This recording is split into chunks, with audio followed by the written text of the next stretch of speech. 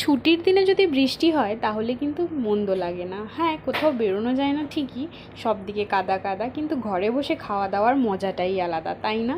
তাই যেমনি ভাবনা তেমনি কাজ। এখানে ভাত আর রয়েছে পাট শাক ভাজা, আর এখানে বানিয়েছি আলু দিয়ে চিকেনের লাল লাল ঝোল। তো আমার বান্ধবী এরকম আলু দিয়ে চিকেনের ঝোল ফার্স্ট টাইমই খেলো, ওর তো খেয়ে খুব ভালো লাগছিল। আর এটা দেখতেও যেরকম সুন্দর হয়েছিল, খেতেও কিন্তু দুর্দান্ত হয়েছিল। আর এখানে আমি পাট শাক ভাজা দিয়ে ভাত খাওয়া শুরু করে দিয়েছি। আর এই ছুটির দিনে শুধুমাত্র খাওয়া দাওয়া আর ঘুমানো, এছাড়া আর কোনোই কাজ ছিল না। তো তোমরা ছুটির দিন কীরকমভাবে এনজয় করো অবশ্যই আমাকে জানিও কমেন্টে। আর এই মাংসের স্বাদটা কিন্তু ছিল ভীষণ, আর সাথে যদি চর্বিওয়ালা পিস হয় তাহলে তো ভীষণ ভীষণ ভালো লাগে। মাটনের চর্বি খেতে যেমন ভালো লাগে, চিকেনেরটাও খেতে কিন্তু খুবই ভালো লাগে।